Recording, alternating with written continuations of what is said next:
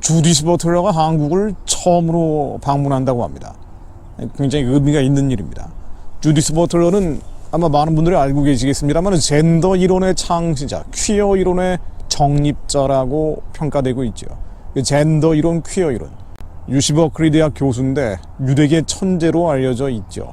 많은 글을 읽고 많은 책을 썼던 사람인 건 분명합니다. 이 사람을 한마디로 요약하자면요, 적어도 성경적 시각에서는 반성경적 이론가라고 얘기하면 정확할 것 같습니다. 성경에 나와 있는 모든 경계를 허무는 사람이에요. 논리를 동원해서 말이죠. 전통적 가족의 개념을 새로운 가정의 개념으로 바꾸자. 전통적 가정, 일남 일녀의 결합이 의미 없다. 다양한 형태의 가정이 나와야 된다. 그리고 남자와 여자의 경계를 허물자. 그래야 여자에 대한 남자의 폭압과 지배가 사라질 수 있다. 모든 것을 해체해버리자라고 주장하는 사람입니다. 심지어 이 사람 주장을 보면은요, 동성애는 말할 나위도 없고 근친상간 초아성애 금기를 깨라고까지 주장을 합니다. 이 사람 책을 제가 여러 권 봤는데요, 그러니까 한국에 출판된 책들은 웬만한 건 다 봤습니다. 아주 구토가 나올 정도인데 봤어요. 제가 하나만 인용해 보겠습니다. 젠더 정체성 이론이라는 책을 보면은요, 이성애자와 동성애자를 분명하게 구분할 수 없다면 이성애자가 동성애자를 열등하고 비천한 것으로 멸시할 수 없다는 것이다. 인간은 선천적 섹스와 후천적 젠더가 있는데 선천적 섹스에 연연하는 것은 내 안의 타자, 다른 것에 대한 억압과 배제의 산물이라는 것이다. 그래서 남성 안의 여성성, 이성애자 안의 동성애 성향을 깨워야 남자의 여자에 대한 이성애자의 동성애자에 대한 억압과 지배구조를 불가능하게 한다는 것이다. 그러니까 모든 건 지배와 억압인데 내가 아닌 타자, 이 문화속에서 얘기하는 그 타자에 대한 개념이 있잖아요. 이 타자에 대한 억압과 지배를 없애려면 경계를 허물어야 된다는 거예요. 그래서 궁극적으로 남자와 여자의 경계를 없애야 된다는 얘기입니다. 그러면서 젠더 트러블, 주디스 버틀러가 쓴 대표적인 서적이죠. 여기에는 아예 근친상간 금기에 대한 푸코적 비판을 확장하라고 얘기합니다. 미셸 푸코는 뭐 잘 알려진 동성애자이기도 하고 나중에 에이즈에 걸려 죽었던 사람이고 소아성애자였죠. 기소르망이라고 프랑스의 석학이 미셸 푸코의 소아성애 성향을 얼마 전에 폭로하기도 했습니다. 아주 평생을 비도덕적이고 비윤리적이고 반성경적으로 살았을 뿐 아니라 그것을 세상에 퍼뜨리기 위해서 이론화했던 게 미셸 푸코인데, 이러한 미셸 푸코의 소아성애 성향을 확장시켜야 된다. 이걸 세상적으로 전파해야 된다라고 주장까지 하는 사람이에요.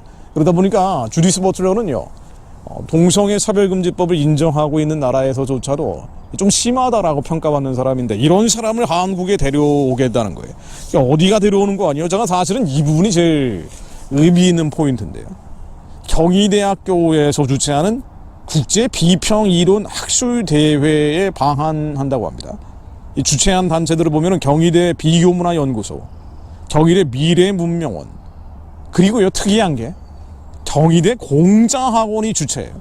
공자학원이 주최합니다. 희한하죠. 그럼 이게 이 젠더 문제가요, 결국 북한, 중국, 이 유물론 사회주의 공산주의와 맥을 같이 한다라는 것을 단적으로 보여주는 것인데, 공자학원이 어떤 데입니까? 공자학원은 중국 공산당의 문화천병, 공작기관이라고 알려져 있죠.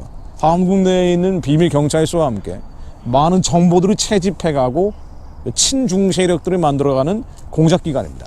그래서 미국에서는 이미 94%의 공자학원이 퇴출됐어요.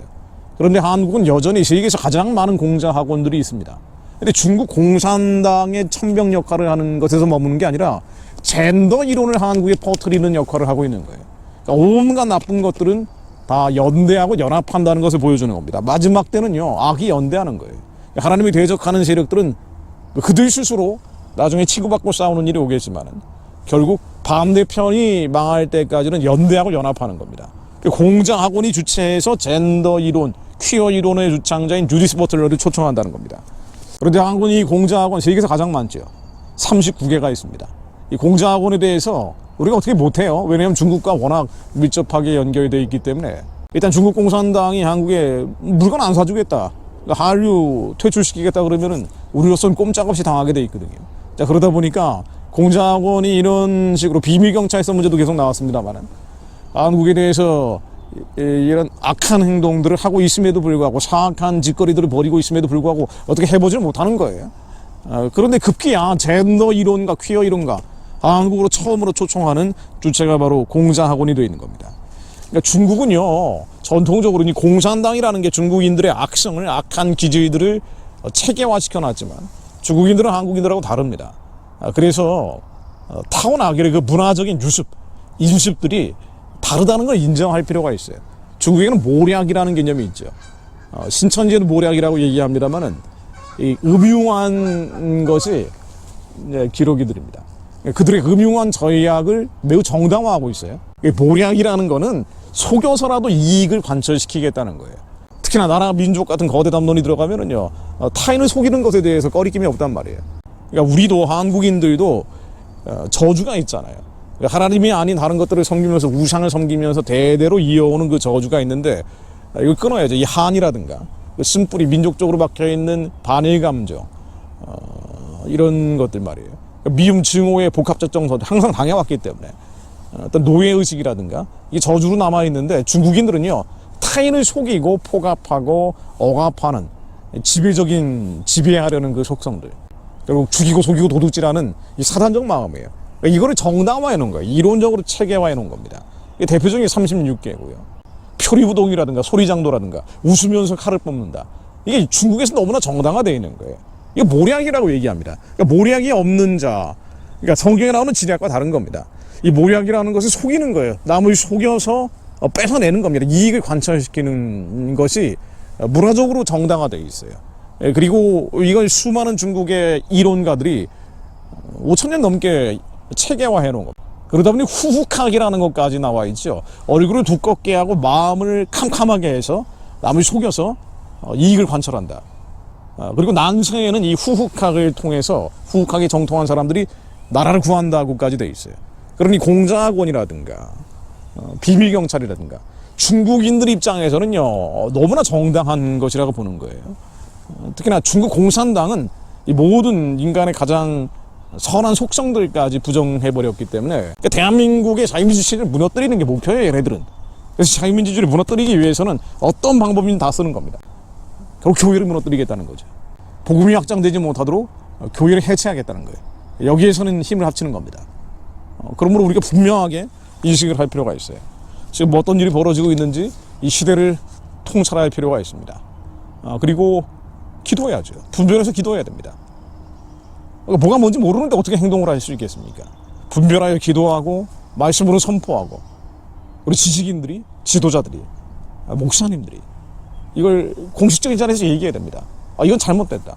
지금 중국 공산당이 하고 있는 공자학원과 비밀경찰서 문제들 이것뿐 아니라 이들이 심지어 주디스 버틀러 같은 서구 사회에서도 브라질에서도 주디스 버틀러 강연은 퇴출됐단 말이에요. 헝가리에서는 주디스 버틀러는 안 된다. 입국 금지가 돼 있다고 합니다. 그러니까 이런 인물을 한국에 데려오는 거 안 된다. 정확하게 얘기해야죠. 게다가 이걸 중국 공산당의 천병이라고 얘기하는 공자학원이 하고 있는 것은 안 된다. 라고 정확한 언어로 선포해 줘야 됩니다. 한국 교회가 분별하여 기도하고 선포할 수 있기를 중보하겠습니다. 말씀 읽고 기도하고 마무리하겠습니다. 시편 78편입니다. 내 백성이여 내 교훈을 들으며 내 입의 말에 귀를 기울일지어다. 내가 입을 열고 비유를 베풀어서 옛 비밀한 말을 발표하리니 이는 우리가 들은 바요 아는 바요 우리 열조가 우리에게 전한 바라. 우리가 이를 그 자손에게 숨기지 아니하고 여호와의 영예와 그 능력과 기이한 사적을 후대에 전하리로다. 우리가 이를 그 자손에게 숨기지 아니하고 여호와의 영예와 그 능력과 기이한 사적을 후대에 전하리로다. 하나님 저희들이 입을 열어 비유를 베풀어 주님의 비밀한 말을 발표하는 자들이 되게 없어서 하나님이 기이한 사적들 그 영예와 능력 여호와께서 행하신 놀라운 이적들을 지난 70년 넘게 저희들이 경험했습니다. 아닙니다. 130년 전에 서양 선교사들에 의해서 복음이 전해진 이후에 하나님의 기이한 사적들이 이 민족 가운데 지워지지 않는 자취로 남아 있습니다. 하나님 저희들이 기억하게 하시며 그것을 우리 자손들에게 전하게 하옵소서. 이 나라가 어떤 나라인지 이 민족이 가야 될 길이 무엇인지 전하게 하옵소서. 교육하게 하옵소서. 이런 엉뚱한 교육을 하나님 무력화시켜 주시며 무력화될 수 있도록 믿는 자들이 믿음으로 선포하게 하옵소서. 예수 그리스도 이름으로 명하노니 주디스 버틀러 입국 강연 무력화될지어다. 한국의 공자학원을 포함한 하나님이 대적하는 교회를 해체하기 위해서 음모를 꾸미고 있는 세력들, 북한의 노동당 연계 세력들, 중국 공산당 연결 조직들 다 밝게 드러나게 하시어 감춰진 것, 숨겨진 것들, 알려지지 않은 것들 다 폭로되게 하시어 주님 이름 아래 부서지게 하시며 무너지게 하시며 깨어지게 하시며 우리의 후손들, 우리의 자녀들이 하나님의 기이한 사적, 대한민국 위에 하나님이 행하셨던 놀라운 이적들을 기억하며 전하는 세대가 되게 하사 하나님의 선하고 기쁘고 온전하신 뜻이 무엇인지 분별하여 알며 그것이 한반도 위의 열방 가운데 이루어질 수 있도록 북한의 우상숭배 체제가 예시하면 무너지며 중국 공산당 질서가 무너지며 러시아의 권위주의 체제가 갱신돼서 하나님의 선한 뜻, 기쁘시고 온전한 뜻이 만주와 시베리아를 지나 예루살렘 땅 끝까지 전해질 수 있도록 기도하며 선포하는 민족의 교회, 우리의 다음 세대가 되게 하옵소서. 주님, 네 가증한 강연들을 무효화시켜 주옵소서. 예수 그리스도 이름으로 기도드립니다.